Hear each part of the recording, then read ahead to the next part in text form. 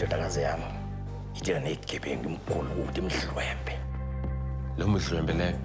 Ngabo abathatha istofu sami. Mhlawumbe upunsununu. Uphi upunsununu? Nangu upunsununu. Uphi upunsununu? Why? Ufuna kumtsobola? Uzongifundisa ukusebenzisa umshini wami. Mshini wami. Nami ndikhona. Angisheki kulo msebenzi. Equal ndima, equal share. Angisho ufuna ice cream, asimphakele diabetes. The temperatures are about to get sizzling hot. The more the thermometer rises, the regions get moist. The hotter it gets, they get wet. Soaking wet. And now, for your spot. Shoot to kill! Shoot to kill! 5 or 6 million.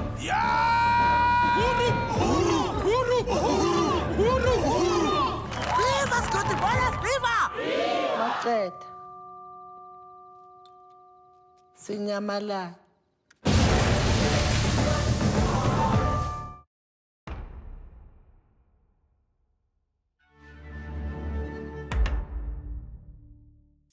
I went to a technical school, like in high school. So you used to weld and... You know what I mean? Like fitting and tailoring. So, because either this or politics.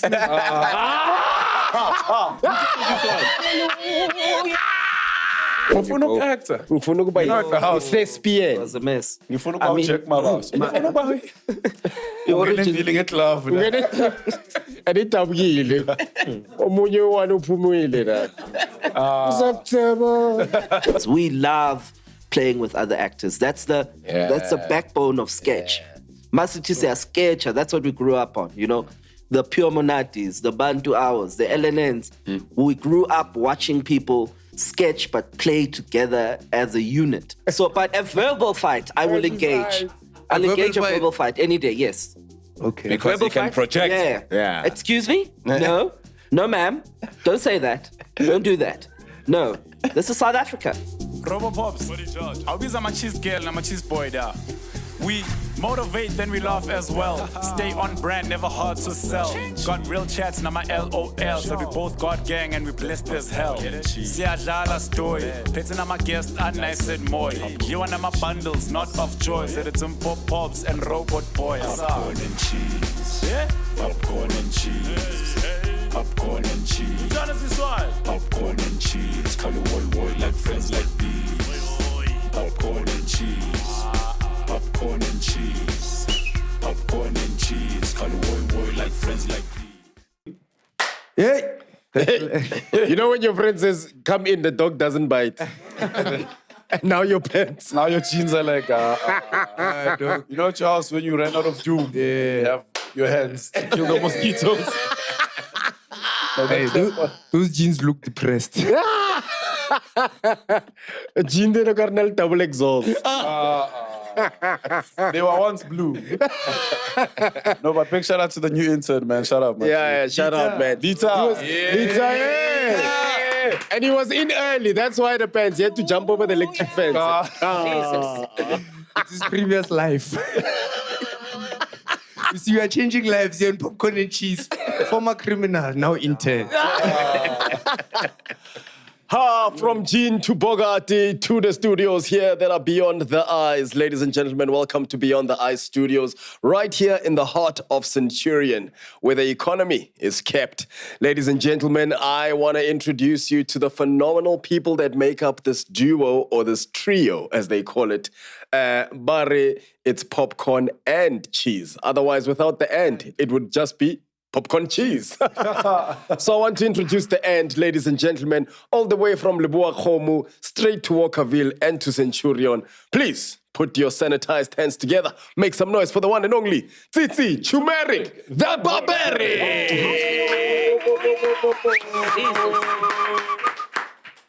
And a man who's here with us today because his father wrote a sonnet for his mother. Ladies and gentlemen, it gives me great honor and pleasure to introduce another person from the South, all the way from the south of Johannesburg, Moshapeleng Motsogo, the cousin of Optimus Prime, Robot Bob.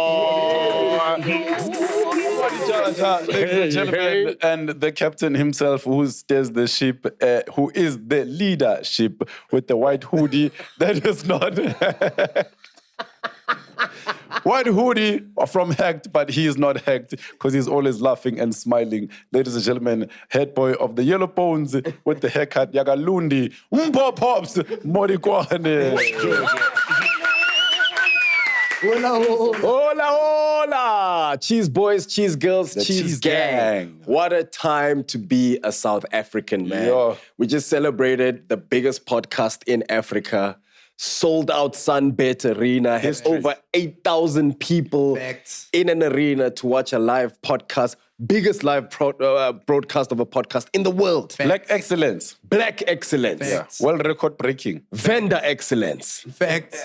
Barmini excellence. Facts. Solis, Tonga excellence. What is soul, actually? What is soul? Well, what is Saul? I think it's just dark skin. Ghosty, what is Saul? Oh, Mkosa. Mkosa. Saul Mkosa. Eliadika, cho. Jonga.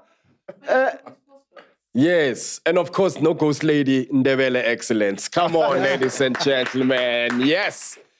So, in talking about black excellence and celebrating, what a time to be alive as a South African today in the studio, ladies and gentlemen. Wabona, we've been breaking records on our podcast. Manje, we are breaking records on our movie. Ngama Netflix. They say the bar has been set. This movie has created its own bar. Sitting with us today, ladies and gentlemen, are the lead stars, the starring and the villain of the movie, Big Nunu's Little Heist. Ladies and gentlemen, make some noise. Give it up for the one and only Tony. And Jay! Big deals. AKA Puntsu Nunu and Service Delivery. Ask his girlfriend. Yo, man. Guys, if you haven't watched Big Puntsu Nunu's Little Heist, Big Nunu's Little Heist, it's on Netflix. Go watch it now. Pause this thing now. Go watch it. Then maybe come back in the this. interview. But, okay, actually, yeah, you're right. They must pause it, ne? And go watch it so that they can relate. Exactly. Okay. All right. Gentlemen, to the cheese gang out there that don't know who you are, they're probably wondering, who is this handsome, short man and the scarecrow sitting next to him?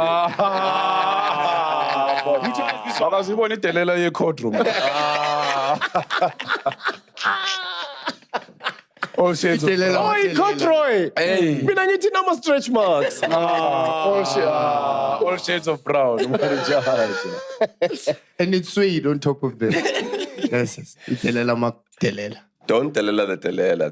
Don't tell her. So we'll start with you, Malume Tony. Please tell the cheese gang who you are and what it is that you do. I'm Tony Nyambo. Ngiphume Tembisa. And I'm a storyteller. That's how Tembisa.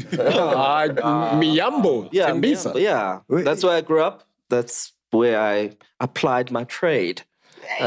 Early up in drama groups in Kempton Park. Don't do this. No ways. Before skipping over to Joburg and studying drama at Wits. That's where I met this crazy guy. And now I tell stories for a living. That's what I do. Oh, that is beautiful. Yeah. Master Chef. Jefferson. Otherwise. On says ye. Man, J-Bobs, Sketcher, Player, Delela Maker. But yeah, man, like I think I copy Mr. Miyambo here, just a storyteller, man, in all different forms. But I'm a guy who's interested like in South African stories in particular. That's the vibe. Big church. That's the vibe. You know what I hate? When people come here and they're humble. This guy's done amazing things. Tell us how. How? It's just Delela Maker. That's time you're playing a shake. If we have to list all those things, it will be here for the whole day. Come on. There we go. There we go. Just Google just say Tony Miambo, Jefferson Chabalala. You can read about us. We tell stories in theater, in film, in television. That's what we've done for the last decade now, I think. So this is absolutely right. These two oaks are legends. You know, these are the masters of their craft. Do you know what I mean? You're looking at two Mr. Miyagi's here. You are looking at two Mr. Miyagi's here, and it's so beautiful for us to watch this movie, especially people whose lives you've affected, that you've touched, right? Impacted, yeah. Yeah, bro, because I come from the school of Jeff. Yes. You know what I mean? Tsitsi comes from the school of Jeff.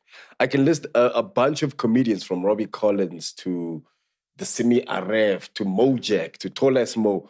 We went to Master Jeff back in the day and we're like, yo, we're funny, but how do we take it to the next level? You know what I mean? And we're here today as a result of Jeff. Of the master class of Jeff. Yeah. Hallelujah. Press something. Jesus. Press something. And Since you're told Jeff us is season tough. 2, It's tough on you. Hey, Jeff. It's like he doesn't care about you, but he wants to teach you. Imagine. Hey. I saw Jeff's toughness at the Summers when we were hosting there. He didn't want, the change room already. There was an extra person trying to bring in food. Hey, what are you doing here? I said, so I want to know what it feels like for because you guys are, like I said, you are both Mr. Miyagi's. You are performance coaches. You are storytellers. You know, you're the master. How does it feel for the master to be the steering? To be in front of the camera. To be in front of the camera. How does it feel being the steering, Malumetu? I hated being in front of the camera, man. Really? Yeah, because there's a kind of pressure that you guys have that's got to do with the way people see you and the way people expect to see you. Yeah. That we always work behind the scenes to kind of think about how to make you the best versions of yourselves. And so so I'm used to theater, you know, that's what I do. I've been traveling the world with one particular show. And getting used to that kind of performance style and that kind of life, in many ways was a safety and a sanctuary for me, because often we like to retreat to the things that we know, you know? Yeah. All of a sudden I was walking in Parkhurst and I ran into Andy, the director, and Robbie, and they were having lunch and we had a conversation. And then I was invited to an audition, and now all of a sudden I'm a villain to a film. And then I walk into a room, biggest villain, and Jeff is sitting across there, and Jeff is the hero. And I remember the day we both found out we were in the same film. We looked at each other, and then we went to Melville, sat down across the table to do some work, and we were like, we can't, man. You know, sorry, we can't be poop. But yeah, it was very weird for me being in front of the camera, because that's not where I usually feel comfortable. But the style and the comedy of the film allowed us to play in ways that then took the cameras away. And it was just about the people that you were playing alongside. And it was a pleasure to play with Jeff, because we've been doing that for many years in live shows. So it was just about how do we take that and translate it onto screen. So you guys have coffee in Melville? You're lying to us. Coffee in Melville. You do not hear him say the masters of our craft. He had coffee, I had tea. No, in fact, he had a hot chocolate and I had tea. Yeah, man. Hot chocolate lover. Hot chocolate. Tell us, we can see the hot chocolate inspired outfit. I hot caramel. Yes. Look, man, I mean, it's very flattering and very humbling to hear like master references, you know, because you devote your time and your life to this thing that you do, like studying it, knowing it well, seeing what other people are doing. And I think for me, this experience was mostly about, when do you also become the student, right? Like, so like in your arsenal and in your toolkit and the things that you know, when do you go, look, I might have reached X level here, but when do I refuel my tank by becoming a novice again? How do how do I say? I haven't done that. I haven't learned from that space. So let me go be a rookie, you know? Let me go, hey, Lita. Let me go be a Lita somewhere, you know? And like be where everyone around me has done more of this than I ever have. Because then I walk into a room where there's multiple Mr. Miyagi's around me. And I can be a student again. I can be fresh again. I can go, oh, today was tough. This is what I'm gonna do to prep for tomorrow. Because if you're always in the room where you're the peak, you know what I mean? You're kind of getting redundant. So this for me also felt like, oh, I could do it like that. Oh, that's how I could cheat it next time. And then I felt like so fresh to attack it. And doing so with, Tony Montwan. Say hello to my little friend. Hey, I mean, like this guy, man, a masterclass, you know? Like a masterclass. Like I've had the privilege of knowing and working with this man like for over a decade, like he was saying. And each day I'm like, oh, we can go somewhere else. Yes. Oh, there's another level. Yes. Wait a minute, there's a new gear. And that's what you guys were doing in this film, right? And I feel like you guys probably sat together when you were having the hot chocolate and the coffee and the tea. You know, when you were having that joko, you were like, Jeff, siyabangena la Antoine. I want to know where did you birth Putsu Nunu's character and voice? It was very funny because in the audition process, when I went to audition for the film, I realized, I think there was one other guy ahead of me, and I remember sitting outside and listening to this guy going, and he was playing very much the traditional kind of gangster.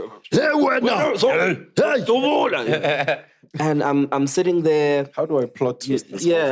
I'm sitting Was there. he doing it to himself? No, he was auditioning. He robbed the director, everyone. Hey, let your phone when Andy. Hey, Andy, let your phone. Did you believe it? Did you like it? You know. I mean, you took my phone, so I did. Make it real. Yeah, so I'd had like a particularly soft afternoon. I'd taken a walk. Oh, no. In Park Town. Come on, I'd gone to go do my feet. So I was feeling particularly soft. Nice. Yeah. Okay. And I remember hearing this guy going, I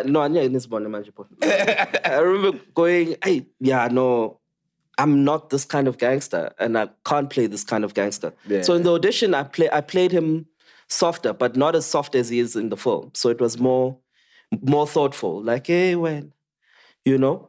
And Andy found something interesting. Like, that was the audition.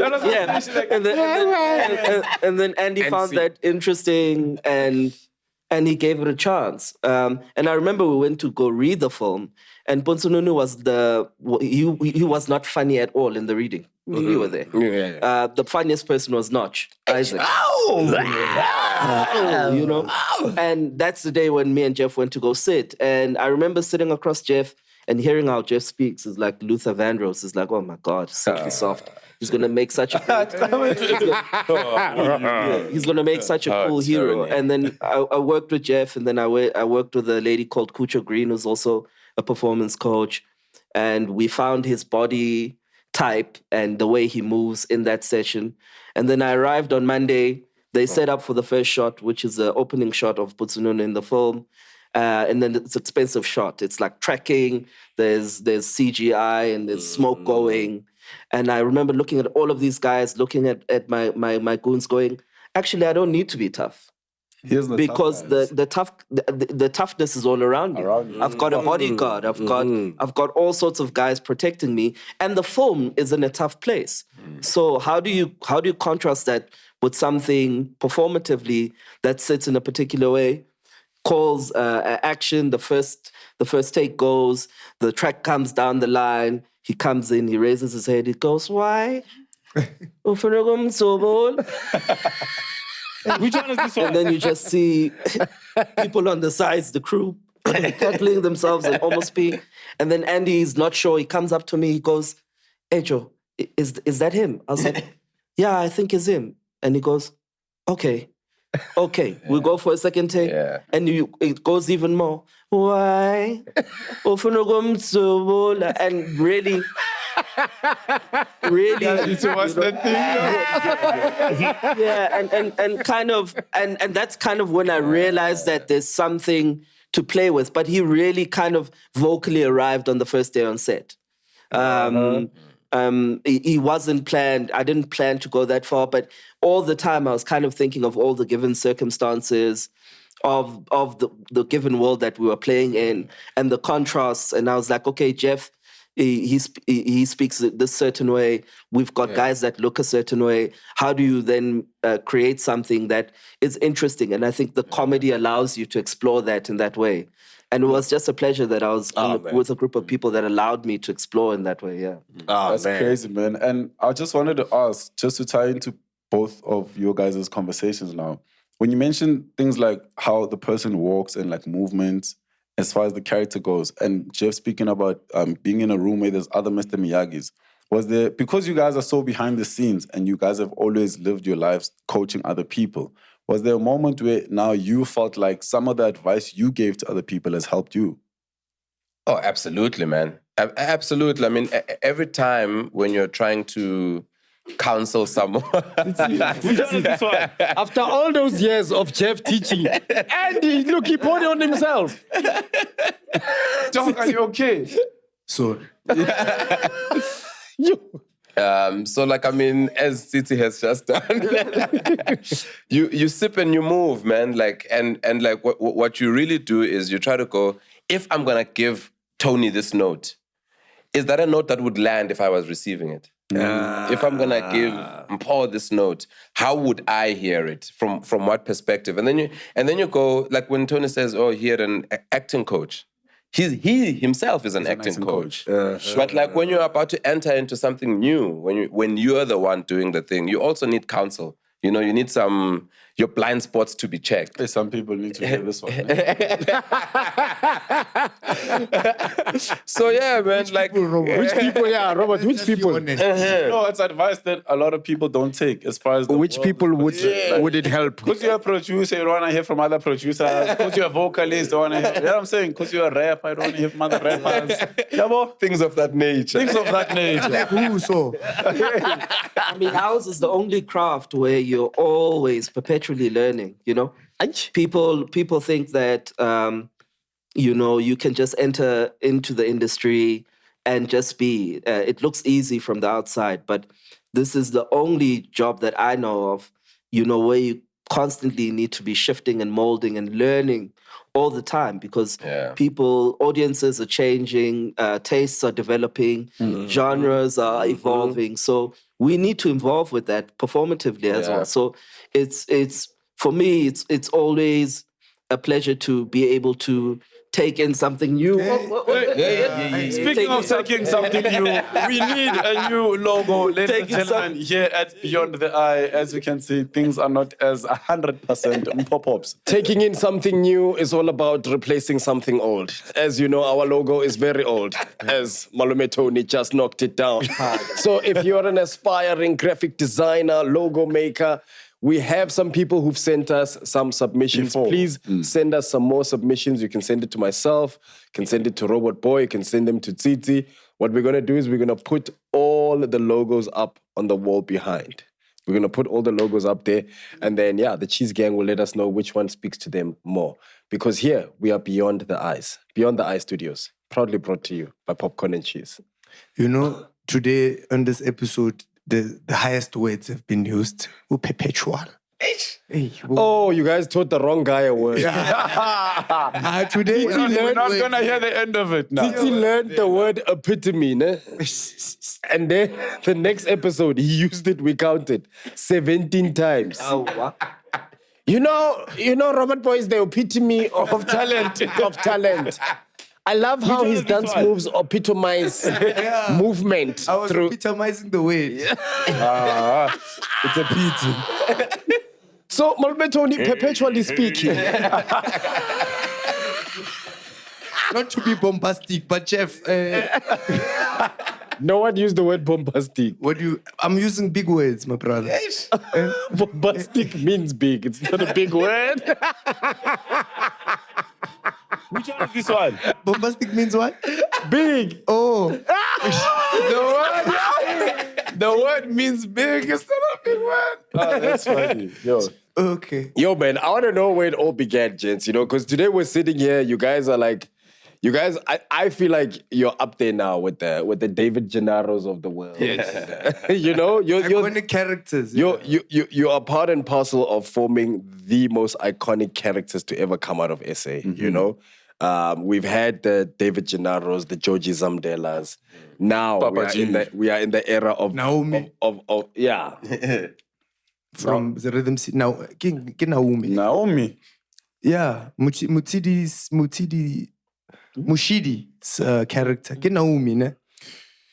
Ladies and gentlemen, here at Beyond the Eye, we see beyond the eye. Sometimes we cannot hear what is beyond your eye, but at least with the translation of Mpopops, he can help us dissect what Tsitsi was trying to say. Sometimes things get uncomfortable in the studio, but most of the times we're very comfortable thanks to 2050 event suppliers.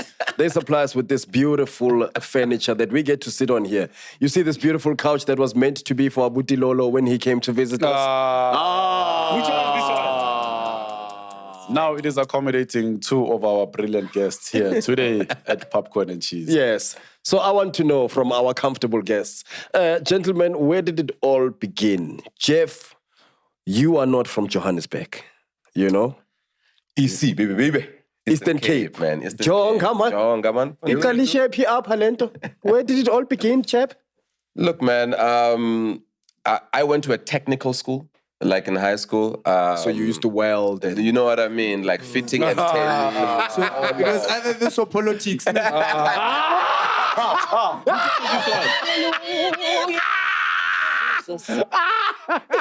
We almost saw. We would have seen Jeff would have been the one bringing up the CIC. But the theater of that moment. Also. Right? That was a beautiful politics moment. can be theater too. Yeah, Jeff, yeah, no. You are speaking about your rise. Your rise. From the stage, yes. Look, man, the Eastern Cape is a place where there's immense talent. I mean, we will allow people from Lubohomo to make jokes about us because, some things we must let pass. No lawyer. Like especially when we feel disrespected. J is too big. You epitomize Moloi. Perpetually. Which one is this one? Bombastically so. And we're predominantly known like for Afro pop singers, you know, like but like there's great talented musicians, great fantastic talented musicians, but also amazing actors. Yeah, really amazing actors. I mean, like the legends of the theater, like from the early 70s, like Otato John Kani, Winston John, they're from the place where I'm from, you know, and the community performance regions, they are very, very strong, you know. So like I always attended like any other high school kids where the kids are rapping, where the kids are doing poems. And you realize that like, man, we watch these things on TV, but when we do them locally, there's like a different spin to this thing. There's a flavor. There's a different flavor to this thing, you know? Like, different flavor. Come on, we read. and for me, that's where it began. Like having fun and banter with peers and mates and just going like, you know what? At some point, you gotta go like, we're all doing this thing, but no, man.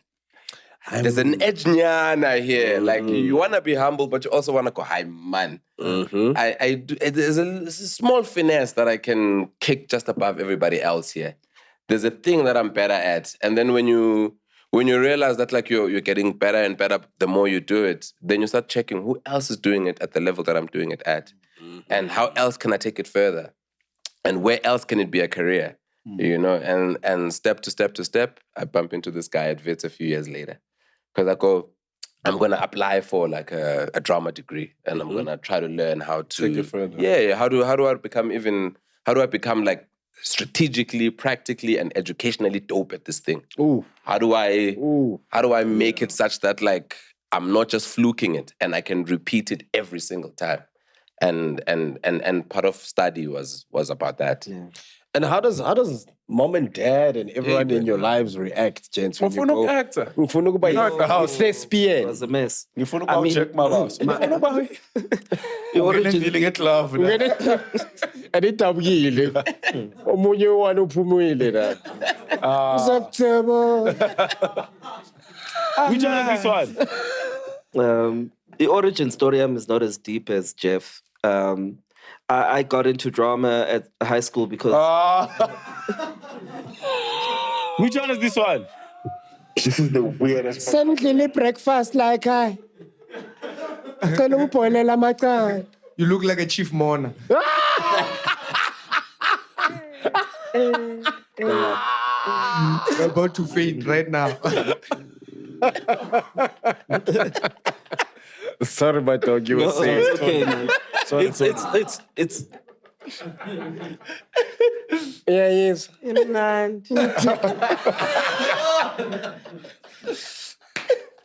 No, I mean, I was chronically horrible at sport. I tried out for all of the sports teams. I mean, no.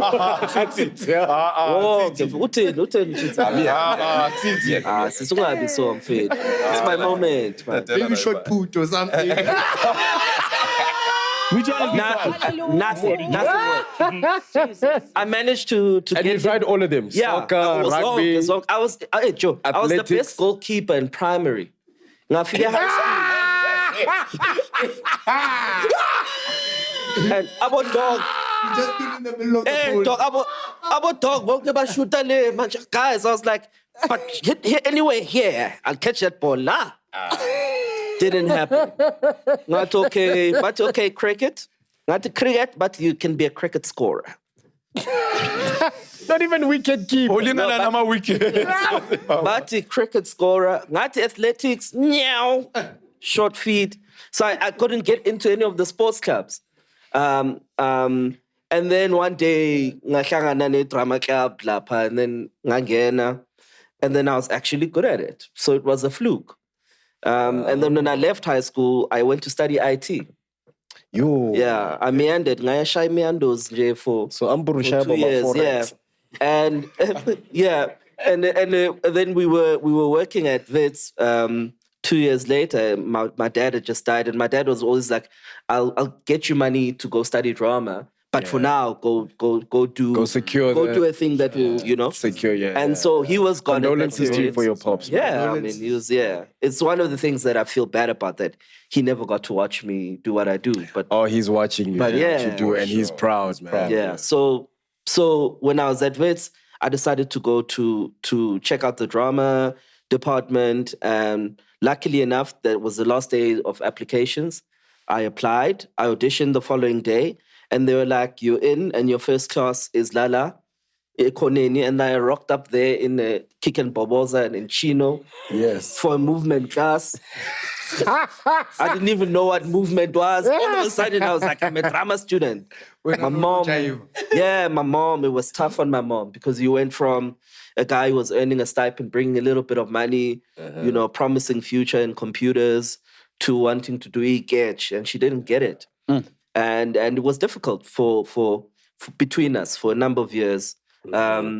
And also, she had no money. She was a single mother. So at some point, I had to move to Wits and squat at school, because I had no place to live. Yeah. So I'd shower in the gym, and then I'd sleep in the drama classes or in the theater, wherever I could. So I had to do that for a year, because I had to believe in this. It was the only thing that made sense to me, right? And so it was tough, but having my mom at the premiere of the film, and for her to Goosebumps. to see the thing, and then to see the people talking to the thing, it's like that for me was a full circle moment, where I was like, I don't have to try to prove that this thing that I'm doing is of value anymore. She's accepted it a long time ago, of course, but for her to see it on a big screen, to see it on that stage, to see it on Netflix, it's not a thing I can ever have the words to describe. One thing about the both of you, is that you guys are real connoisseurs of your art. Of your art. Which one is this one? The real Covassiers, sa engi. Parle majwala. You are the real Cavassiers of... No, like... What's going on? Okay, so I can't be serious. Okay, it was Pops. Me, I tried. It was Pops. Okay. Yes, yes. Tony's wearing... Is that glasses? Oh. What? Is that prescription? No, I've got Which one is this one? I just had a cornea transplant in my, my left eye. Okay, so, sharp. Okay. Yeah, so don't make jokes about that. Titi sakten. Behave. Botin. And sing. What's that? Put Nunu coach. Hey, put it in the country. Yeah, but you said I've never seen Titi that serious. Yo. Yeah. Okay. Uthini ngelihlo lapho? Uthini ngelihlo lapho? Putin ngelihlo la kaputin. Ngiyalibona.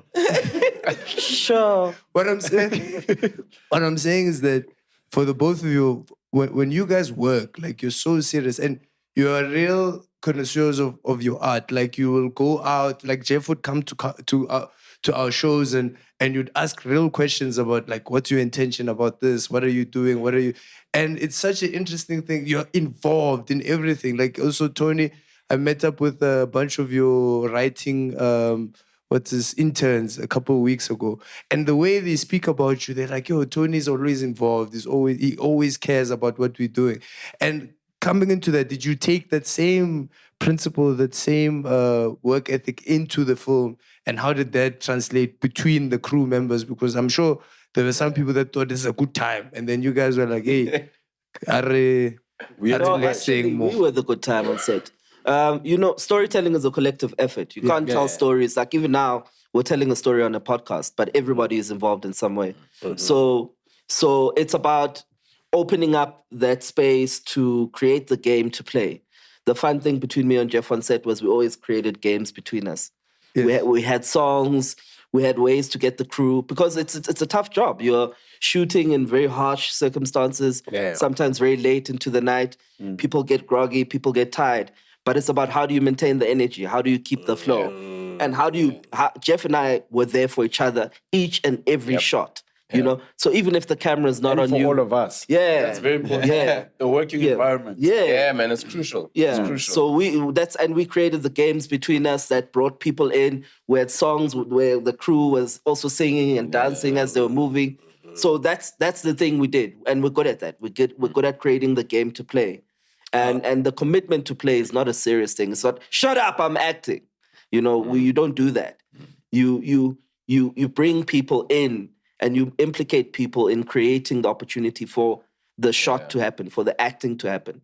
If you don't do that, then you make the experience about you, and nobody wants that. Yeah. And the involved stuff is kind of like backlog stuff, you know? Like Tony goes, he works his voice, he works his coach, he talks about his body. I was working with Chris Juma, I was working with Philip Dukotla. Those were my performance coaches and Simple Matendra.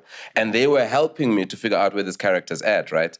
And the reason I'm going to my coaches and doing that work and learning the script and doing my translations and getting my tone right, the reason he's doing that is so that by the time you get to the set, it's a vibe. It's a jam. So it's only horrible when you're on set trying to jam, when you haven't done the work to earn you the jamming time. Not prepared. So you do all the difficult work so that the work can be just fun. So that the work can be really, you're just listening, you're watching, you're responding to what this actor's doing because you are not anxious about what your next line is. You're not... This reminds me of band practice when I used to teach the drummers at the youth. So as a drummer, if you don't learn the song, you're not going to be confident with the next note. And the last thing you want to do is make a loud mistake. So when they kept playing, I could hear the softer they go, it's because they don't know if it's at the bridge or the chorus. And I'd always know that you didn't learn the song. Exactly. If you know the song, you'll play with full confidence. That's dope. That's crazy. And also, if there is a loud mistake that happens, when you're super prepared, we all go, oh, that's where you're at? And someone covers for you. or someone picks you up. Because everyone is that ready, and they get that you didn't flop because you were not ready. Maybe something happened. Maybe a small moment of distraction. But if like there's like 2, 3, 4, 5 people who are not ready, then the set is disruptive. Then the things are not can cover you from the set. No one can cover you. Crazy. But then how do you get out of that mentality? Because a lot of art, like if you have any game for the cheese gang out there, how do you get out of that mentality? Because a lot of people think art is very personal, very selfish. How do you get out of the mentality of learning how to create with others? Well, you can't tell what you don't know, right? So the impulse of saying art is from a personal place is true to some aspect, but the making is communal. And those are the two things that you need to balance. Is that how do I allow the personal thing that I've been manifesting and nurturing for all of these years to play alongside other people's truths, other people's personal. And that's about listening. That's been about being able to play. That's been about being humble enough to share space with other actors. We love playing with other actors. That's the backbone of sketch. Masithi siya sketcha. That's what we grew up on, you know. The Pure Monatis, the Bantu Hours, the LNNs. We grew up watching people sketch but play together as a unit. So that's a thing we've always treasured, you know? And for me to walk into a room and to see Jeff, I knew it was like, if anything, the one thing we'll have here is play. That's so beautiful. Class is in session today. Cheese gang.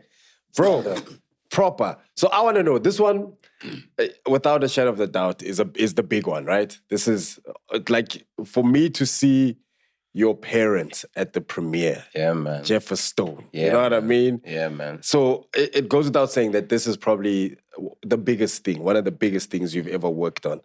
So I want to know what's the worst jobs you guys have ever had. You know, we are on a high here. We're talking Netflix, Sterlings and villains. But what the cheese gang don't know is you had to kiss a few frogs along the way. Yeah. What were some of those frogs? We've kissed some frogs together. Some toads. None of them turned to princes or princesses. Should I go first? Please, my brother, because hey. My first job out of varsity was a multivitamin brand. And they were you the vitamin? It gets worse. It gets worse. And so I had to be, so they were doing a roadshow that they were taking to schools. It was actually a joint brand. So it was a tea brand and a multivitamin brand. And I had to be in a industrial theater piece where I played a little boy and then I played a rhino. So I'd play in the same piece. So Bagani namhlanje gumnandi sonke masifuna ukuba healthy senza so. And then I ran to the back of something similar to this. And then I wear like a hot rhino soon, right? And I come out as the rhino and I dance. Right? Which is this one? Monologue. Chief, 200 kids in grade 3. The minute they see a costume character, rhino! Rhino! I was mauled a few times. And then you have to pack up the set, pack up the costume, get in a bakkie and drive yourself to the next school. Because we're doing 3 schools in a day. Activation. Your wildlife. To boat you. Which one is this one? So that job, by far, I was grateful for the work, but it's like Tony's wildlife experience. Yeah, the environment and also like kids and costume characters, man, they lose their minds. It's like, and I had no security. I didn't have like bouncers to check kids. Whoa, you know, I didn't have that. Next, and I had to sometimes leave in the rhino costume because you can't also. you can't also destroy kids' hearts, right? You can't dance and stage a performance of your life and then take off the rhino's head. So you get in the buggy with the rhino. And then but it was weird. It was schizophrenic because one moment I was the little boy, the other moment I was the rhino, and the next moment I'm running from my life as the rhino from 200 kids who just want to hug you, but all at the same time. Yeah, they're just trying to show love. Yeah. That's so crazy how even through all of that, you know, and it says a lot about you as a person. You're still so considerate. Stayed in character. Yeah, about the fact that imagine so shinchile and then you're walking to the buggy, another kid who won't Yeah. You know what I mean? So shout out to you for that. That's so crazy. That's great. Have you ever been in a roadblock with the rhino? We are Kruger National Park. We tell us this one. I'm endangered, but I'm cheesy. Petty smuggler, Lana. Don't look at my horn. Jefferson Shabalala. Oh, man. My broski, it's so bad. I envy this job. You envy the schoolboy and rhino. Yeah, man. I've done horrible work. And I mean that like in the sense that yo, I'm getting traumatic flashbacks. Like, man, like you know when you're a performer, you hear things like, you know, there are no small parts, just small actors. You know, so That's how they sell you poverty. my man. Yeah. Poverty is in the That's mind. what they say to you when your background is. I'm hungry, yo. Poverty is in the mind. Poverty is in my face. So with some of these industrial theater things, you'll find that like corporates will bring you in as part of like a change management strategy. Yeah. You know, so like maybe there's like a very big contention at that office and they make you now play something. You know, it's come through with it, my brother. We're having bombastic contentions here. Contention. I once worked in an industrial theater thing for people who were getting fired. Everyone was getting fired. And we were enacting how the room where they were going to get fired was going to be like. Yeah. Whoa. What? So everybody's here at Popcorn and Cheese, and we want to let this person know that we found a new ghost boy. Why does everyone always come for me? No, it's an example. It's an example. The example's always me.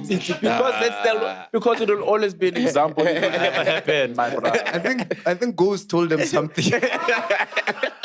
He told the guest, if you're funny enough. After SUNBET, okay, we've reached the million and we've broken the record. Something else needs to break here. Wait, so yeah. Jeff, no And then we have to be in a scene where I go, hey man, you know, in the last episode, I tried to incorporate epitome. The team didn't like that. So I'm wondering, what's my next thing? And the guy tells me, no, it means you're fired. And then I have to say, oh, okay, what are the steps after this? And then after the scene, I must now talk to the guy. So now you break the fourth wall.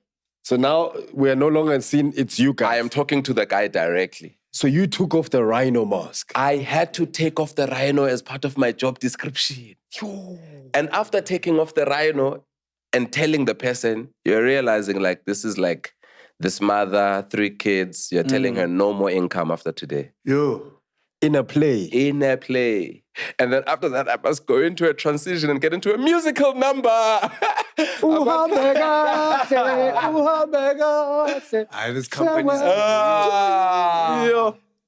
You still have to end with the musical. Man, it must be great, and I must get her to clap along. Come on. Let's go.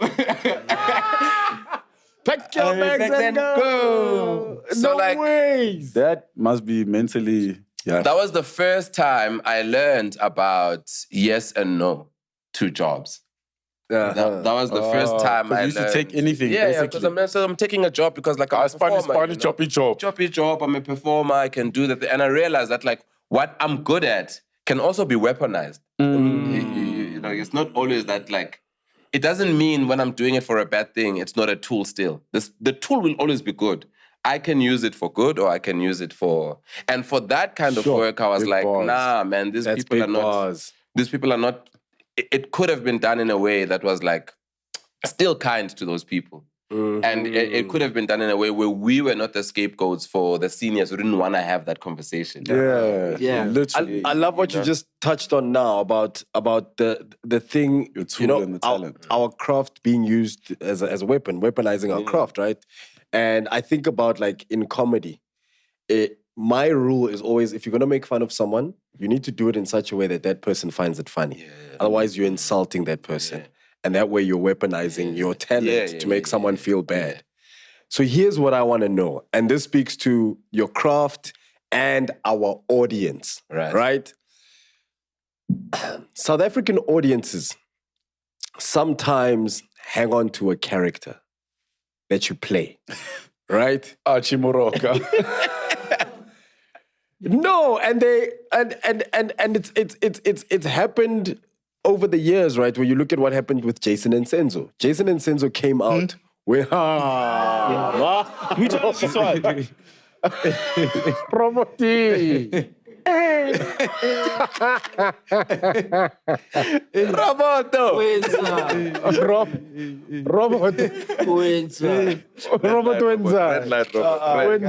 Doesn't like this colorful conversation.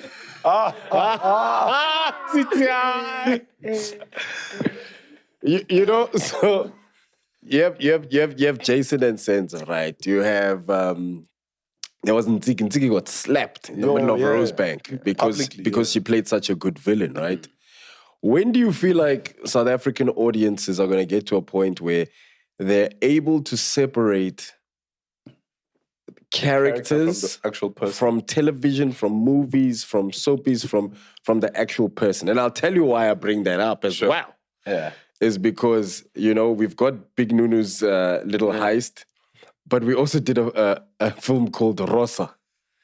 And in Rosa, I play Pastor Peter. And Pastor Peter is the leader of, what do you call them? Fornication. No. Adultery. He's a false prophet. Right. And I was playing the role of a false prophet, right? Because false prophets always have the weirdest things that they do with their churches. It's either about LIBing or it's about doom or snakes or whatever. Right. So I played this false prophet. And that was the character I played. Right. Now, we are very staunch Christians. Right. And I'm sitting with Robot Boy. I'm sitting with my wife in the theater.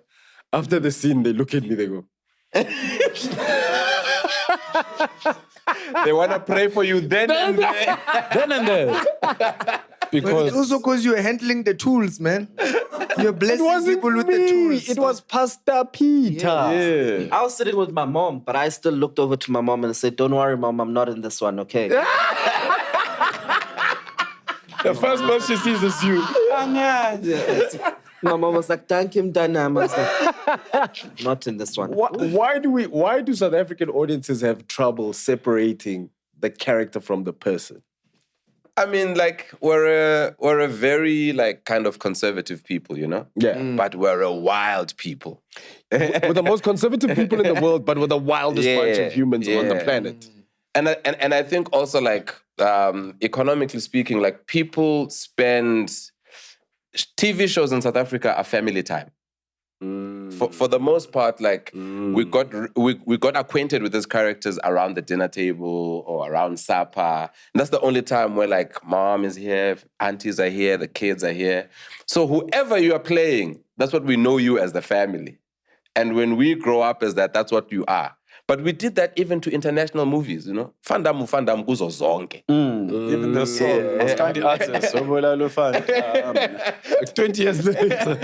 If Eleya Fandam, you know, or, and that's what you end up knowing the person as. And I think the more South Africans go, I watch this channel and I watch that channel, And the more we have, on this station, I saw this actor playing this. On that one, I was exposed to the same actor playing this. Yes. And people are beginning to have compliments like, yo, he kills all his roles. Yes. So that's a palette that's beginning to... Whereas before, we had someone playing like same character 15 years. Yes. So obviously we're going to have that attachment to that person because we watch them grow in the same way. But now you got young, fresh actors who come into the game. They're in this show for 2 years. They do that show for a few months. They do a cameo in the other one. They've got an ad here. So you're seeing this person in multiple things. Then you're beginning to go, aye, man, this guy is good. He was the executive in this one, but he's the downtrodden person in this one. Here he's like the athlete. Oh, okay, I see that this is a craft. And this is one of the people who are good at it. And slowly we're beginning to let it go. Because even the examples Pops made, it's all generations. Yes, but you get what I'm saying? Because like... There was a nice carol. Internationally, like like internationally, they've been doing that, you know what I'm saying? Yeah. Like switching roles in a short space of time. Yeah. But the longer they stay in that character, the longer we have them in that mindset. You think the volume, like in terms of like pushing out more things that allow people to, play, I guess, and then we see that this person has a wider range of characters, not just one. Because even Van Damme, the first time you saw him, Van Damme. Then after a while, you're like, Sylvester Stallone. Stallion. Sylvester Stallone, Lele Van Damme. Stallone. So, Jean-Claude Van Damme, ki Van Damme. Oh, yeah. You just contradicted what you were about to say. Proved what you was about to say. I'm with the rest of South Africa. But you've got an example here in Pasta, who is also officer. Yes. But for me, it was so difficult to watch Pops doing that. Like, I found it funny, but I was like, I know this guy. and I know most of the people that were in the scene too. I was like, oh, that's Ntosh. Ntosh is like my Grotman. He's sticking his tongue out to a sexual Toulouse, Ranaka's stuff. I mean, but to that, it's also weird because you also get the conversation around, the same old face again. Open up the industry chats. And I was like, this is such a weird, this is the only industry, like you won't go to a doctor's office and go, it's the same doctor. Yeah. You won't do that. It's like when we ask about good jobs, we reference like people that are good at the jobs. And what they do. Go to that lawyer, go to that baker. You can trust them. They've been doing this for 20 years. But in acting, all of a sudden, we don't want to see this person. But I think part of that is the problem of the industry and the kind of stories we tell. Yes. And we also typecast people. It's like we go, Israel is the gangster. He must be the gangster always. Yes. And that doesn't give an actor room to experiment. And, range is only as good as the opportunity that's offered to you. So if I'm not offered the opportunity to explore, come on, even Nat is clapping and he doesn't understand English.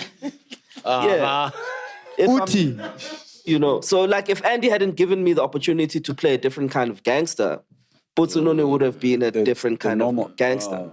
So do you feel like this makes South African performers and actors scared to explore, right? Because you go, because the Jason and Senzo thing kind of rocked everyone for a while, and people were like, didn't want to take roles. I remember I got offered a role on, I almost said Rhythm City.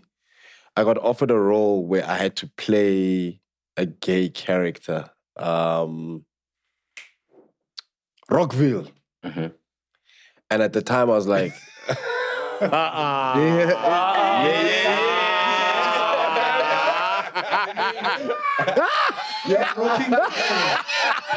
The bill was rocking you. Oh yeah.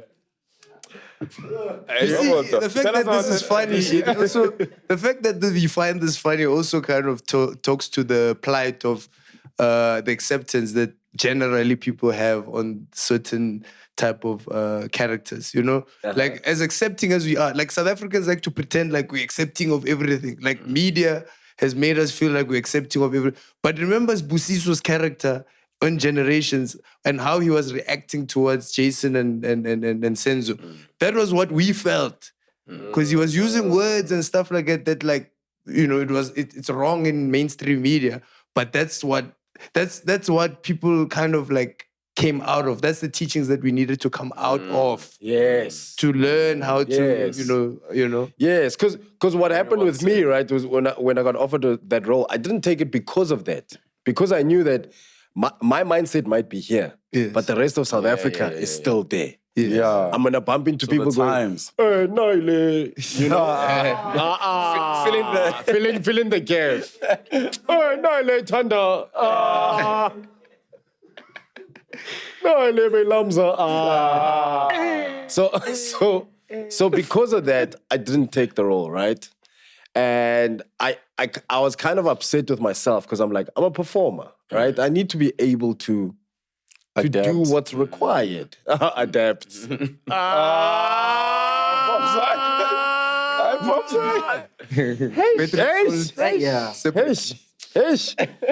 Hey, episode 21 is where we get cancelled. No. Right? And even now with doing Pastor Peter, right? I went all in for Pastor Peter because I'm like, I'm trying to portray a false prophet. I'm trying to show people that this is what you know. It has nothing to do with my faith. It has nothing to do with me making fun of other people's faiths and whatever. I'm just playing a character, right?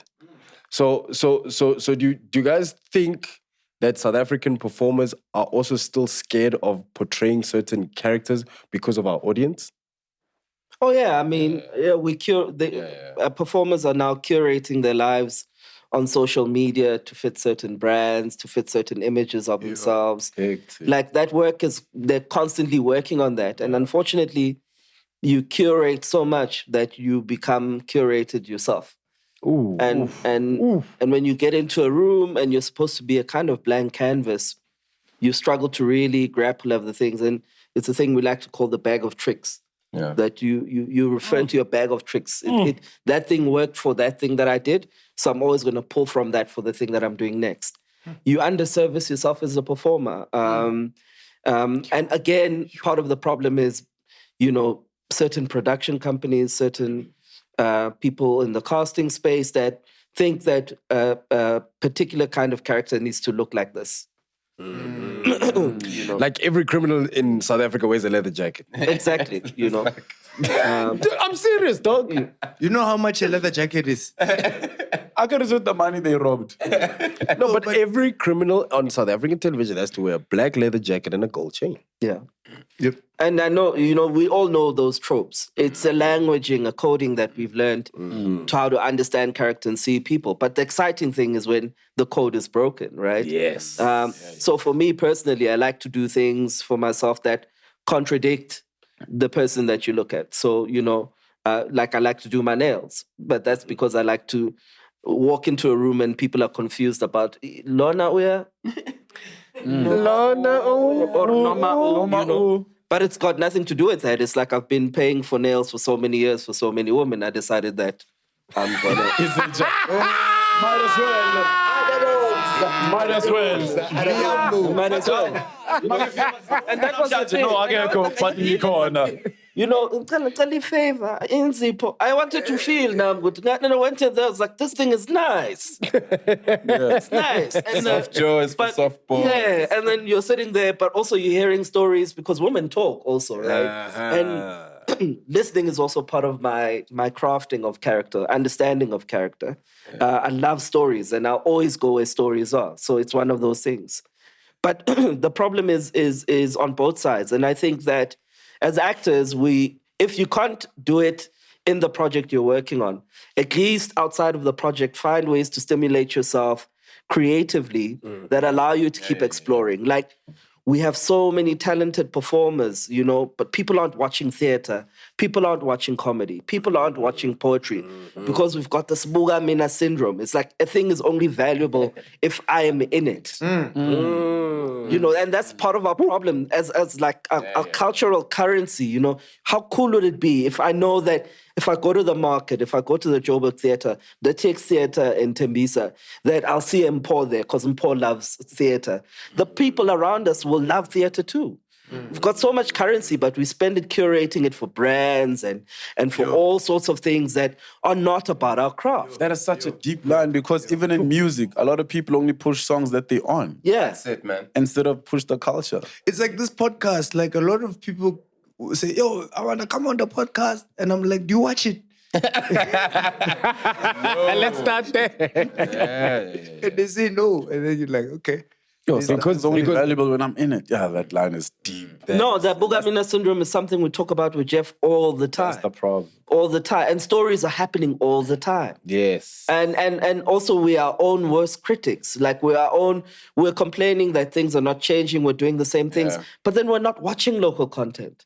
We're not speaking about local content. The benchmark is a Hollywood, you know? But look at what a Nollywood is doing. You have a whole industry, look at Bollywood, a whole industry that's built on self-love and self-appreciation. This is how we'll do it. If there's one thing we know about them, is that this is how they'll do it, and they love how they do it. And we need to learn, and I think it's part of a deeper psychology with South Africans of a lack of love for self. And I think that's also a thing that we need to address, and the things that we're doing creatively will also benefit from that. And if you look at what we're working on now as a country, I feel like we're getting there. If you look at the likes of Shaka, you know, we've done something that South Africans are proud of, that South Africans are enjoying, that they're tuning in. You look at Big Nunu's little heist.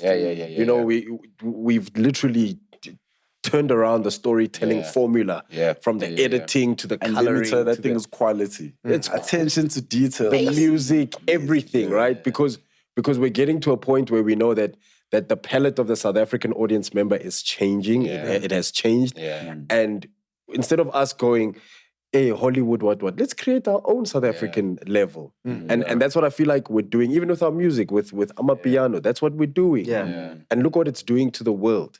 Right? So I want to know from you guys, the projects you're working on now, besides being big-time actors and villains and heroes and Master Mr. Miyagi. Where else are you? Where else are you pouring your capabilities into? What else are you working on and trying to change the status quo? Salute. So I work also as a playwright. I've got a play currently running at the Market Theatre. You play? Ah, man. Right. It's called KKK.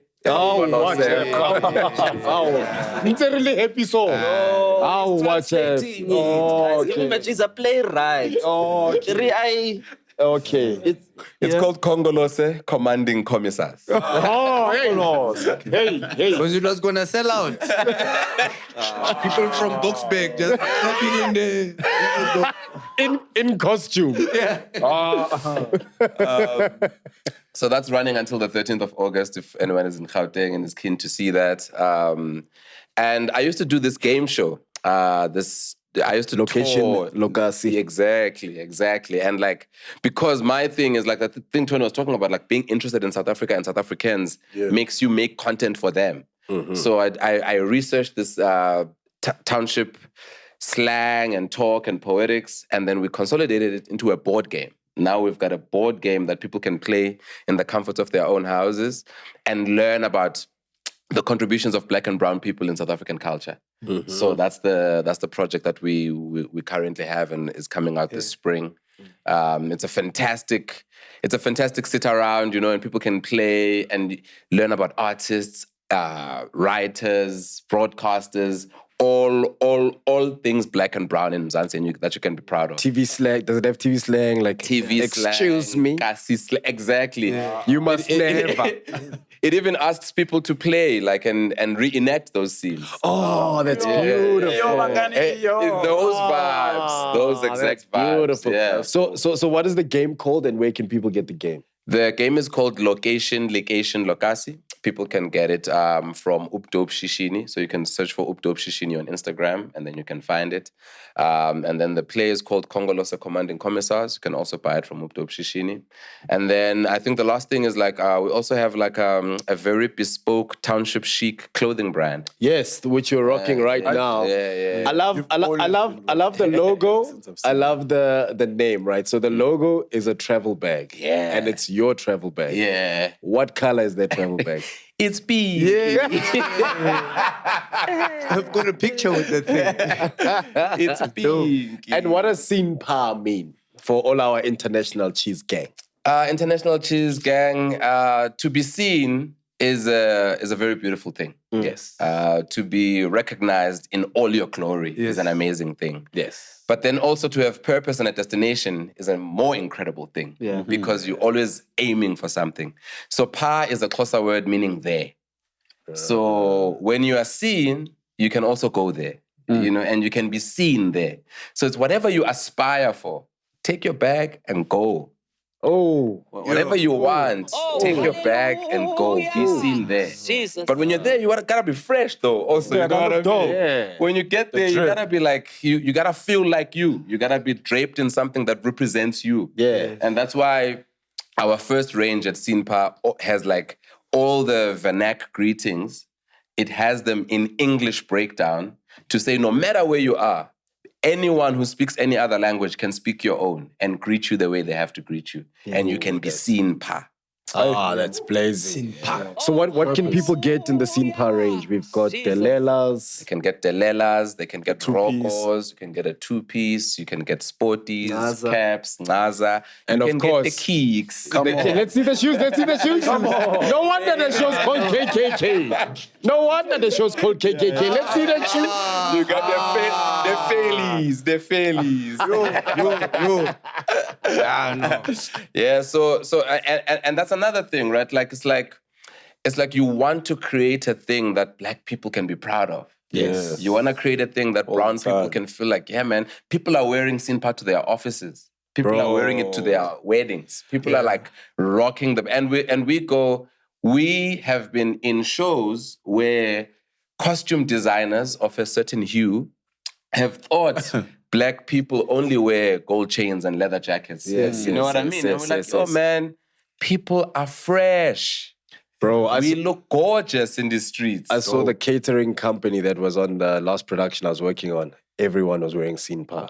You know, so it was uniform. Yeah. You know what I mean? That's dope. You know, there was a guy who was on Tom London's music video. He was wearing a SUNBET. Killed it. I saw that guy just kept walking past and then he had intro scene. Dude, They are not small actors, just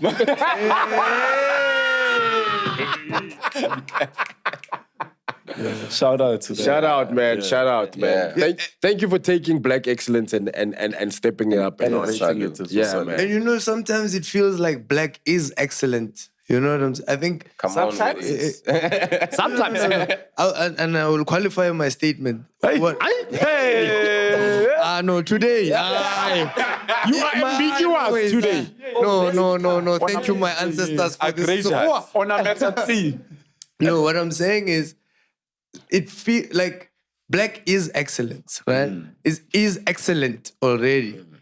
It just feels like sometimes we don't allow black to make mistakes because we move on too quickly. There's no conversation around mistakes. There's no conversation around anything. It's just as soon as black makes mistake, we out. We in Hollywood. Black. We always knew. Hey, you understand? Like. Even in the Bafana game in 2020. They've been making mistakes. We woke up black excellence. We woke up Bafana. You were coming so nicely. No. You were atameling so nicely. Okay, you see For your own goal.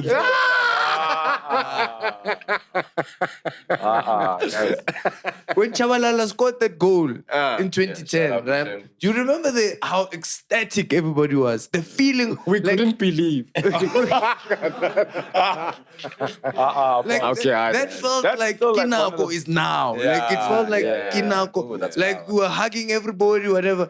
And then Mexico equalized, and then we felt exactly the same as we felt before. Well, we knew it. That's not going anymore. Actually, you know what I'm that's such saying? a statement. So it's in the short space of time you could see South Africans love themselves and go back to whatever it is, questioning yourself, whatever it is, whatever Factory it was. settings. So there was no conversation around these things. We don't allow conversations. And I'm glad that you're talking about it because these are the kinds of things that allow for further conversation or investigation on what is our wrongs, what can we better? Not even our wrongs. What can we better? Let's not look for wrongs. What can we better? We don't give ourselves the patience and time to be better. Yeah. In the spirit of scene part, to answer your question, I have a play that I've been doing for the last 10 years. Lion King. No. No. Because nobody cast me in anything mainstream. I didn't have an agent for the first 3 years of coming out of school. And I wasn't going to wait to be cast. So I took a play and I took a credit card and I started traveling across the world with a play called Kafka's Ape. And I'm still traveling across the world with it today. Sure. Kafka's Ape. Kafka's Ape. Yeah. It's a solo show that I've been doing for the past decade. We've got a performance in KZN in August.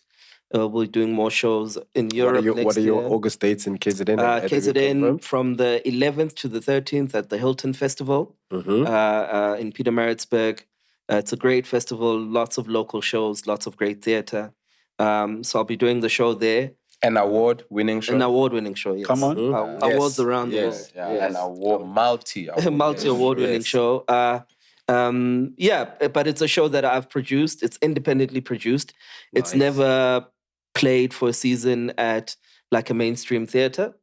So it's a work that I'm really proud of in that it's a thing that I produced myself and I've been able to grow as a brand myself. So that show keeps going around the world. I'm making another show.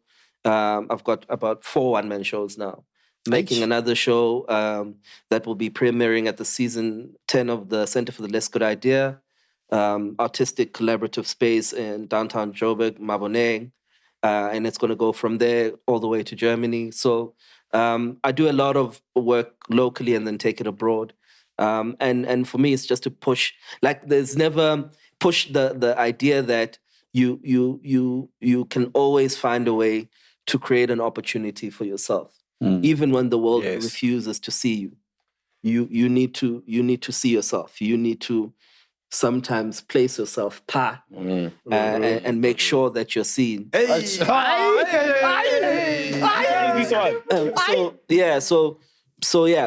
for me. I'll keep producing theatre independently until mainstream theatres decide that they want to give me their money, and then I'll take their money as well. And then I also write on television properties. I love writing. So before we get into your writing, I want to know just from an international and a local point of view, how's the love like when you do your shows here versus when you do them internationally? Well, I think love is the wrong word. It's the overseas is more of an established culture of theatre going, so so people are already primed to watch theatre. They're already interested in theatre. There's already a culture and a way in which there's an ease to access theatre. So from that perspective, it's really great because even though you still need to do your advertising, you know that if you catch the right people in the right place, they'll come to the shows, Whereas in South Africa, we buy tickets for faces. Yeah, we buy tickets for faces. Not for the craft. Not for the craft. And that's a difficult thing because it also means that not enough work, quality work, gets opportunity to be seen. And also it also means that institutions are making programming decisions based on weird, awkward decisions like that. As opposed to saying, what's the play? What's the story? Is it good? Is it right for the time? And then programming on that basis. Not Uber. Yeah. and I mean, Uban is important, guys. I also don't want to take away the work that people have been doing. But I think for me, the basis must always be what's the thing? Is the thing good? Yes. And does the thing deserve to be seen? It's the product. Regardless of who's in it, you know? And not to judge a performer's performance based on how many followers they have, you know? Looking at you because... he has more followers. Pops. No, Who has? Nama stand-up shows. Yabo. You know, but so the culture is different. And the money is better. Infinitely better. Yes. It's like, but that's because of the exchange rate. So, and then tell us about your writing now. So you write for television? Yeah. What shows do you write on? So I avoided that thing for a long time because I did study television as well, but I was too busy traveling and being a maverick. And then There's another word, maverick. Maverick. What does that one mean? Because in Cape Town, it's different. As we move on swiftly. This episode, we studied television only to live so that we can watch you on television. So I was touring in Australia when COVID hit. And I remember seeing white people dashing desperately for toilet paper. And fighting each other for toilet paper and me going, this is going to be tough. And then I came home, and the day I arrived home, the following day, Matamela said, we're closing it down. And I said to myself, okay, what am I going to do? Because I had like tour gigs lined up for the whole year. And all of a sudden, one by one, they were getting cancelled. And I said to myself, no, I'm going to sign up and then be a food delivery guy because I've got a car and I still need to work. And luckily, a friend of mine who runs a established production company said, well, we've always wanted you to come do more TV, so why don't you take the opportunity to do that? And they brought me into what they call a story room for a soapy that was on SABC3 at the time, and I became a junior storyliner. So I just was in the room listening and learning from other people, really great people, Bongindaba, Chisanga, really great and prolific storytellers and writers who've written across multiple shows in the South African landscape. And it was just like a sharp learning curve like that in the period of 2 years. And I went from being a junior storyliner to now being a storyliner, which is basically the most senior storyline position below a head writer. So I've learned and crafted the writing. I mean, I was always writing. I was writing plays. I was writing my own things, but I learned to write for television. And I was given the opportunity to fail and to make mistakes. Did you write that scene where SK shot 2 people? No, but with 2 guns, but 1 bullet sound came out. No, I only consulted on that. I didn't write. Which one is this one? I said that there must be a way where we make 2 guns sound like one.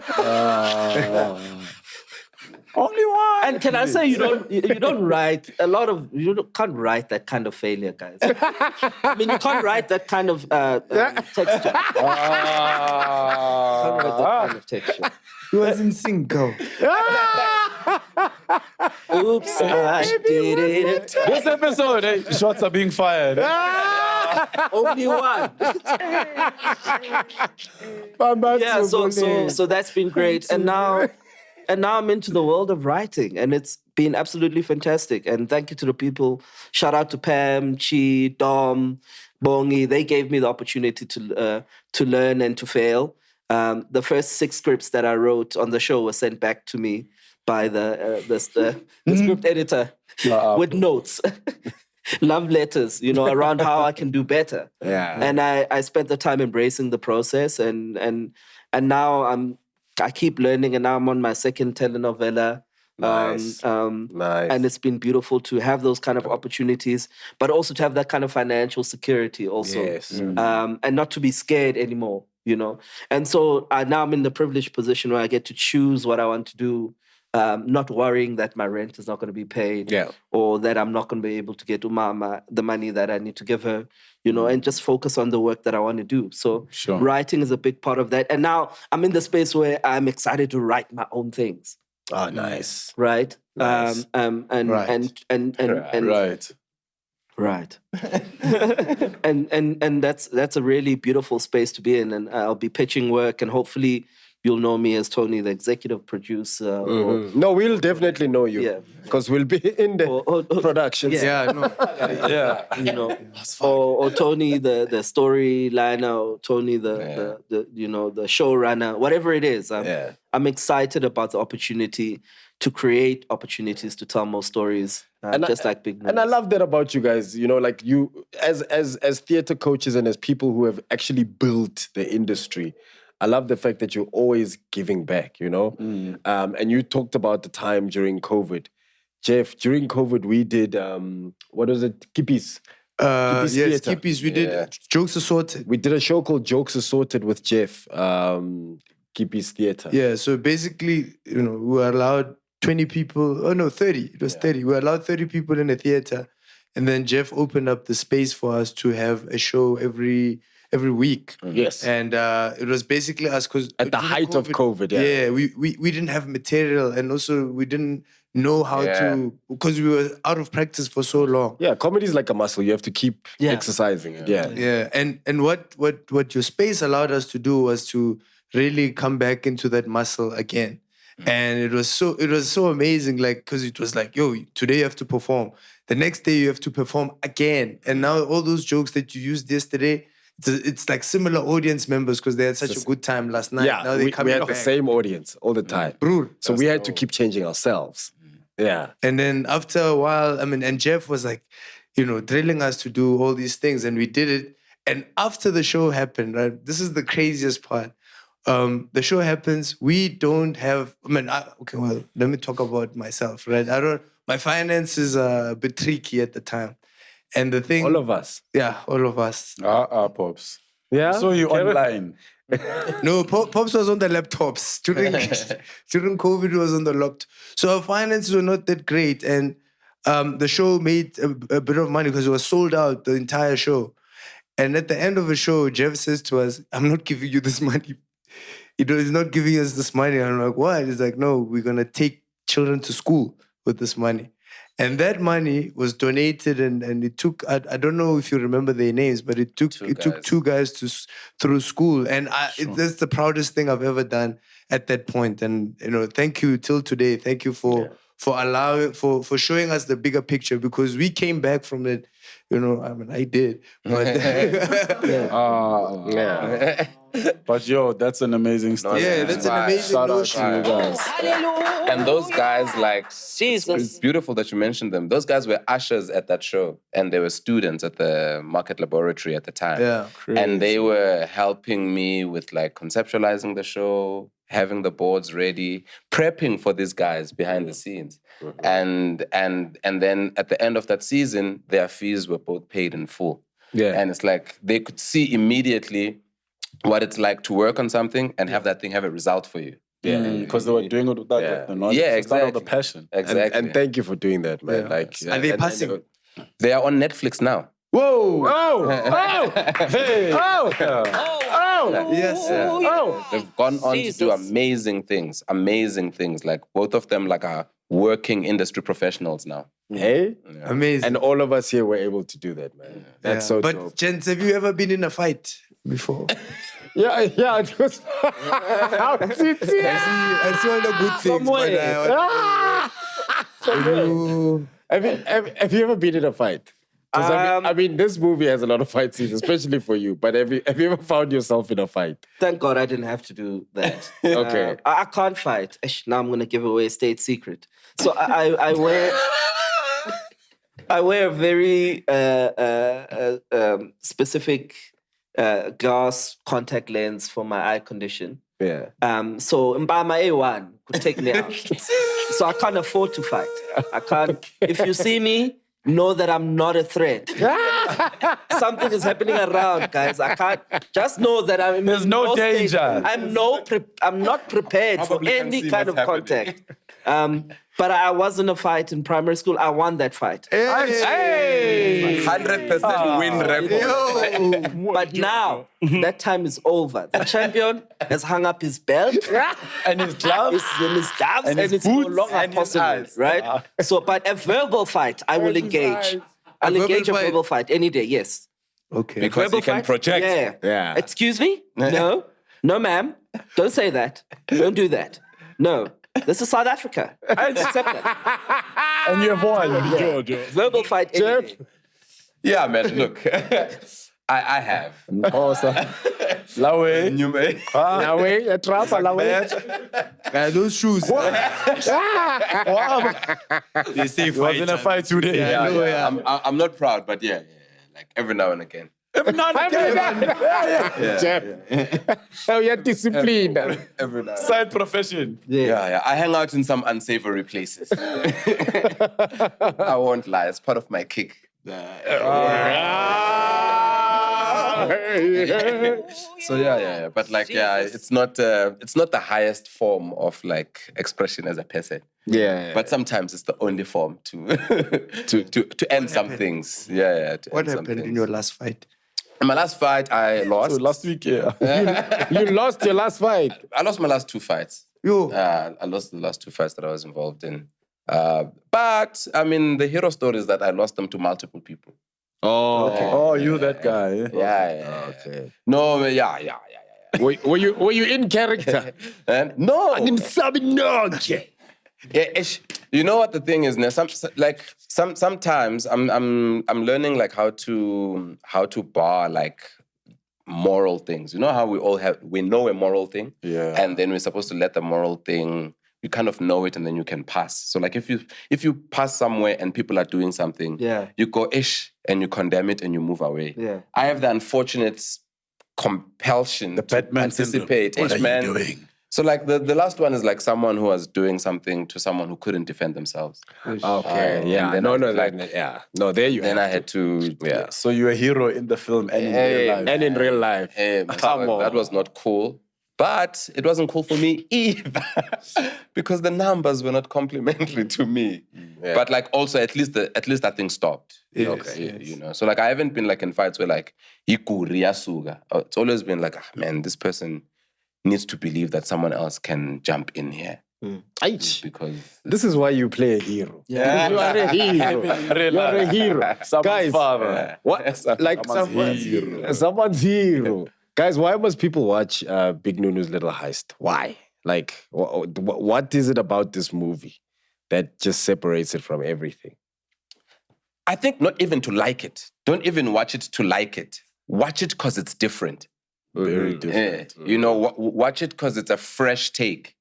Watch it because you're gonna see some interesting performers that you might not have seen before. Also, Yeah, so like it like introduces you to some exciting faces, introduces you to an exciting story, and I would say also check it out because we complain a lot about not having new fresh content in Saudi, and here it is. You know, and here it is, and you might say, look. This is not my favorite outing, but I see that it's taking us in a different direction. And that's always going to be dope. So like, it's always going to be worth it to check this film out because I tell you now, it's the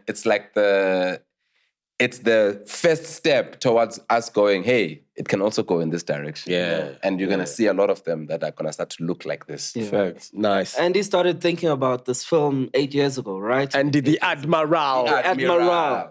8 years ago, and it's culminated now on this project on Netflix. And we're not a Netflix original, so we're an independent film that's licensed to Netflix. Yes. So that's a different set of parameters and a different set of privileges that I think when you look at it and you understand that, you understand how he was able to make something special with very little. And how it is that he took chances on new faces, on new characters. Yeah. On style. Yes. You know, and those are all brave things that need to be celebrated. But for me, I want you to watch it because I want you to laugh. Yes. Yeah. If I can get one laugh out of you, Yeah. and I guarantee you that there'll be one laugh, even if it's the most stupid thing, then I've done my job. Yeah, because that's what you guys are, man. You guys are kings of sketching, right? And Jeff, we had the honor of working with you doing a lot of our sketches. You know, Yes. Like I love how Jeff took the whole concept of the Zulu Impi fight, and he sort of put it into a sketch form, which you will now see.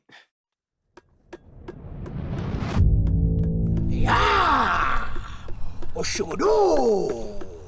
Abajabula abantu man. Abathokoza abantu man. Jabula ujule ndoda. Ngisho nangena. Sonke siyavuma bafethu. Udule mshulu. U7 days a week. Sijikile ivili. Uye lona. Akathinteki, akashayeki. Isisu semuhamba singakanani. Singaka ngimthoye inyoni. Ngoba sonke siyazi ukuthi inkosi angisho guys. Okay, it's fine. All hail the king. Ngisho yena inkosi. Alimazi. Nathi asimazi. Ngisho ngayena kazazi. Ama-elista. Funa ama-elista. Ngisho baba kanokuthula. Musukulila. Inhlupheko sazodlula. Ngisho kazazi sisungakanani. Singangenso yenyoni or singangenso yendlovu. Madoda. Ngithi madoda. Madoda. Siyolwa. Siyolwa namhlanje. Nibabi madoda. Nithi nibabi madoda. Oh, nibahle madoda, nibahle.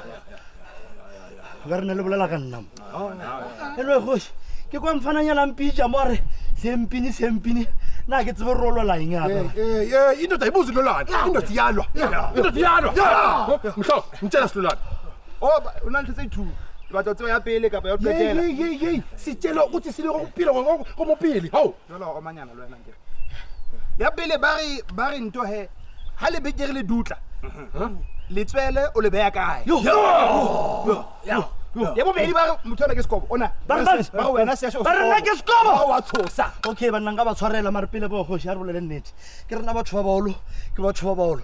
Bona re ka se kgone no boledishana nyana fela re. Hey, asibalisani siyalwa. Madoda siyempina ngithi. Siyempina ngithi. Mina sathi kancane ne. Baby. Madoda nayibona imihlola madoda. Nayibona imihlola madoda. General your worship. Imedi ithi ngibuze la ukuthi swenzani la siyakhona. Izwana. Hey, usicela bafazi. Amadoda bayala yolwa. Amadoda bayala ngitayolwa. Kodwa mfazi. Lapha sizodla. Niyabasaba na. Hayi. Siyabafuna. Nithi niyabasaba na. Siyasabi. Ngikanani? Ngaka. Arete bese Zulu. Nithi kanani? Ngaka. Madoda kanani? Nakuhle. Sidla madoda. Ayikho ndoda. Ayikho madoda. Ayikho ndoda. Ya baba. Indoda ibabele. Okay. Indoda ibabele. Okay. Indoda ibabele empini. Empini indoda ibabele yakhe. Isuthu. Iqine. Indoda ibabele. Ndoda iqineni. Ndoda iqineni. Kulungile ke, sedlila madoda. Ngicela imkhonto. Lethi imkhonto. Niyabasaba na. Hayi. Asibasabi. Siyabafuna. Nithi niyabasaba na. Siyabafuna. Hayi. Siyempini. Imkhonto ethu. Hayi man. Siyempini man. Sorry. Lekinya kwa addressa ntwewa. Seshi unophila latha maroom area ntwe. Unophila latha maroom ena alati seshi walati. Wena udira loche kwa. Ke tsira ga re mo botse botse ntšhe ke moramo. Ke no fita mola tshoma ga re ke bifile. Ga tsebe le rompone ka. A nyo tlo mpotsa re hey slash o latha mokhonto. Ngiro mpona ka nna ka latha mokhonto. Ka re mokhonto le ka. Ale ko bona wena.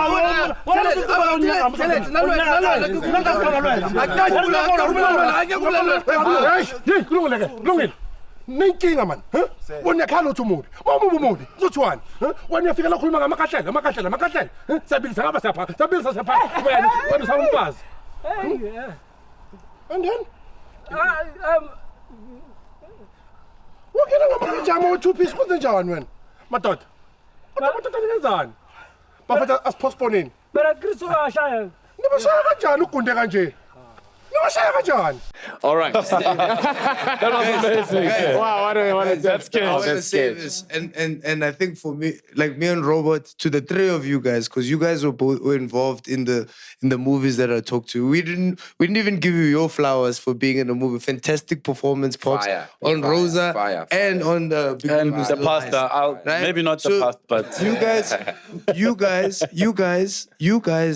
are an epitome.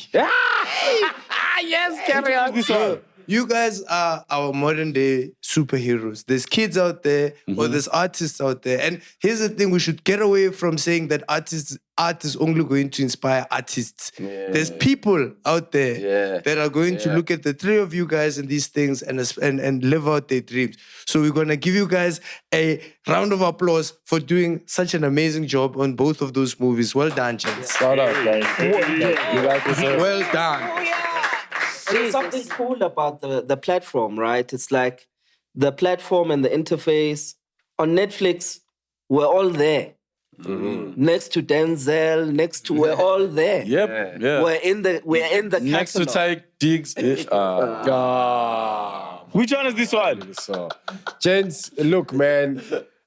In closing, thank you so much for joining us here at Popcorn and Cheese, man. It's the first time we've ever had 2 starings. Yes. 2 starings on Popcorn and Cheese. So to the cheese gang out there, you know, we've got cheese boys and cheese girls and cheese bae gang.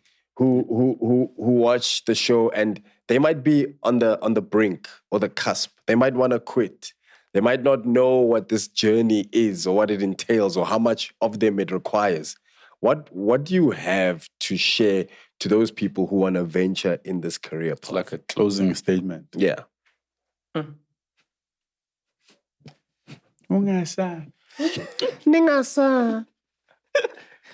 Yeah, I think that's a beautiful way of summarizing it. It never gets easier. Yeah.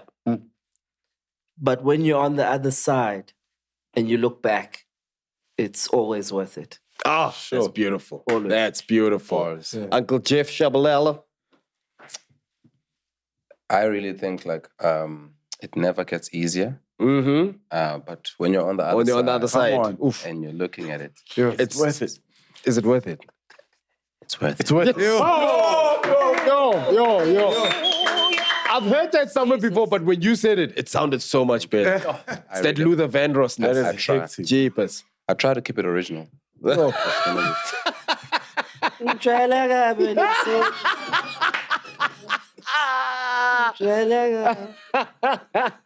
man, this was so special. This was so special, ladies and gentlemen. If you haven't seen it yet, please go watch Big Nunu's Little Heist. It's out on Netflix. Currently, as we shoot this, it's sitting on number 4 of our top 10 charts. Yeah, so we got 2 South African films that are sitting on the top 10. At number 3, we got Rosa, and at number 4, we've got Big Nunu's Little Heist. So make sure you go to Netflix, watch the movies, enjoy them, even if it's just one moment. Just watch. Don't even watch to like. Watch to do something or to experience something different. Ladies and gentlemen, the Admiral Andy, shout out to Andy for pouring his heart and soul. Let's give Andy his flowers, ladies and gentlemen. All those years of reviewing movies has culminated into this point. And man, massive shout out to the Beyond the Eyes studios, Beyond the Eyes, because visually we can take you there. Scene pa. Yeah. And everybody, we saw Pa at SUNBET. Thank you so much. Oh, man. That was Shout out all the cheese gangs. Everybody that was a part of it, the team, George, and like congratulations to Mac and Naledi as well. That time for child. Hey, welcome to the club, buddy. That was amazing. People also realize how broken we still are. From SUNBET. Yeah. Like, my voice doesn't come back. I'm still broken. Yo, you must see Ghost Lady in the back. Her wig is sitting sideways. Go rough. But that was amazing. Pewa hasn't been pressing buttons. We've been saying things. I haven't heard one. Hey. Not a single. Hallelujah. We're all in recovery mode, but yeah, big shout out to the chillers, to the cheese gang, to everyone that made SUNBET possible. Thank you so much, guys. We felt the love. We appreciate the support. Thank you for joining us and making history. Yeah, and now Road to 1.5 has officially commenced. Yo, but for now, we want to... Can we? All right. So, for years, people have slept on you and your talents. But we want you to know that here, we do not sleep on talent. On Popcorn and Cheese, we do not sleep on you. So, from us here at Popcorn and Cheese, we want to say thank you. Many have slept on you along your journey, but we are not sleeping on you. Thank you for being such amazing talents. That is for you to go home and rest your head so you can prepare for greater roles ahead. Greater roles ahead. Thank you. I get it. Robert Boy and I are from Mondio, from the south. People from the south. We're people from the south. So if you get it, you get it. If you know, you know. Thank you, darling. That's the interest. How much does your nails cost to do? Fair to Nemal. Nemal. Amen. No, they're just $400, man. $400 per finger. But put your finger on the like button on this video. Yes. And don't forget to subscribe. This has been an amazing episode. Big shout out to Tony and Jeff for pulling through. Yo, before we close off, some announcements, ladies and gentlemen. On the 11th and the 12th of August, we are out at the Homecoming Center for Pop-Up's comedy. The show is a better celebration. We're still recovering from SUNBET. On the 11th and 12th of August, we are out in Cape Town. We are out at the Homecoming Center for Pop-Ups and Friends. Get your tickets at Quicket Homecoming Center. We'll see you guys on the 11th and the 12th of August. And then, my dog, we decided, no, we have to move the show. Okay. Everyone has to experience the show. Yes. Tsitsi. We're taking it home. Yes. We're taking it home. Limpopo, Polokwane. Kari 15, Lady 16, it's a September. Taberele Meropa Casino. So PLK Limpopo, Harekopaneng, Tobelang, Henda Bidibidi. We'll see you guys on the 15th and the 16th of September out at Meropa Casino. And of course, if you would like to be mesmerized by the theatrical minds that are sitting here today, Jeff, your show KKK is happening when, my brother? Currently until August 13. Until August 13. So go get your tickets, Market Theatre. And of course, the man, the myth, half man, half amazing, Malume Tony Mountwana, your play. Kafka Zabe at the Hilton Festival from the 11th to the 13th of August. If you want to get any Scene Power merchandising, please go to Updope. At Sinpa on Instagram. Yeah. At Updope Shishini on Instagram. Yes. And we deliver countrywide. Ladies and gentlemen, this has been another beautiful episode of Popcorn and the Cheesy. Robert, anything you want to plug? Titi, anything you want to plug? Bioscope Sundays, every Sunday, get a ticket and come and enjoy with us. Robert Boy, Youth Ministries. Dance Challenge is still on the way. Get a friend and another friend so that Nians and E3 to test your friendship. Yes, and of course, to all of you aspiring designers, if you want to take a crack at the Popcorn and Cheese logo, please design it. We're going to put it on our wall.